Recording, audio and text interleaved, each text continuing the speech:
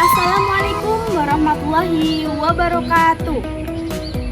Perkenalkan, nama saya Inkan Zaina Herlima dengan NIM akhir 047, Program Studi Pendidikan Bahasa dan Sastra Indonesia.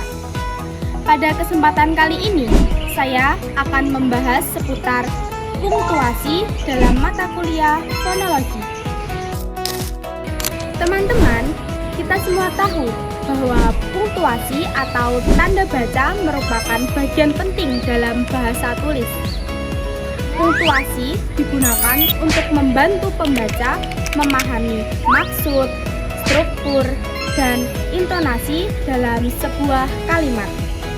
Tanpa penggunaan tanda baca yang tepat, sebuah kalimat bisa menjadi ambigu atau sulit dipahami.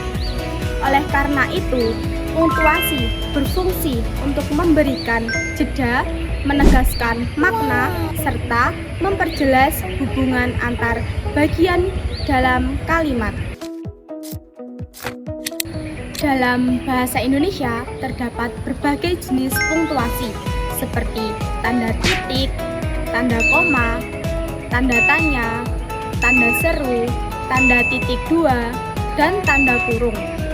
Setiap tanda baca memiliki fungsi dan aturan penggunaan yang berbeda-beda.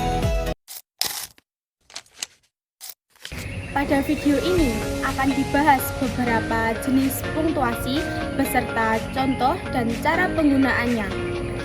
Jenis punktuasi yang pertama yaitu tanda titik.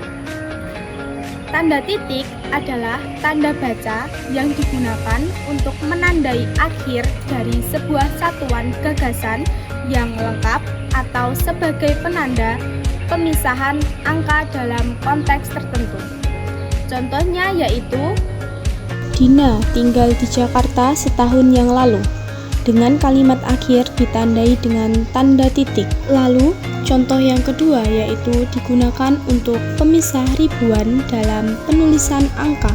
Seperti contoh Rp1.345.000 yang berarti 1.345.000. yang kedua yaitu tanda koma. Jadi, tanda koma adalah tanda baca yang digunakan untuk memberi jeda sejenak dalam kalimat dan memisahkan unsur-unsur tertentu. Contohnya yaitu Saya membeli buku, pensil, penghapus, dan penggaris. Contoh yang saya sebutkan merupakan benda yang telah dibeli, maka koma digunakan untuk memisahkan setiap item agar lebih jelas dan mudah dibaca. yang ketiga yaitu tanda tanya.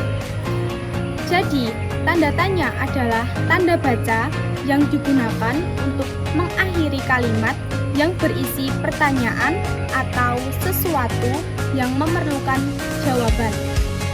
Contohnya yaitu apakah kalian sudah mandi? Nah, contoh tadi menunjukkan penutur sedang mengajukan pertanyaan dan mengharapkan bisa mendapatkan jawaban. Oleh karena itu, di akhir kalimat dikasih tanda tanya. Yang keempat yaitu tanda seru. Tanda seru adalah tanda baca yang digunakan untuk mengakhiri kalimat yang mengandung perintah, larangan, atau ungkapan perasaan yang kuat seperti kagum, marah, terkejut, ataupun senang. Contohnya yaitu tutup pintu itu. Lalu di belakang kata ditandai dengan tanda seru. Kalimat tersebut menyatakan larangan. Tanda seru digunakan untuk memberi penegasan agar larangan tersebut dipatuhi.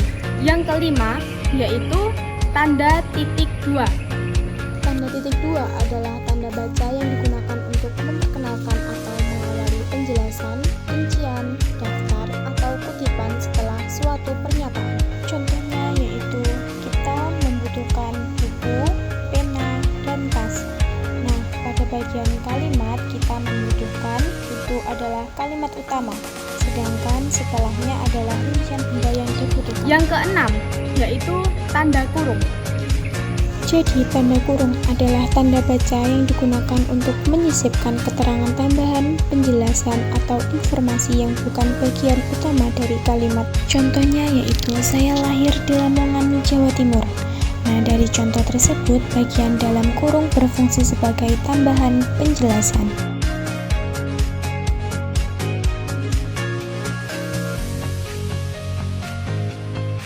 Oke, 1, 2, 3.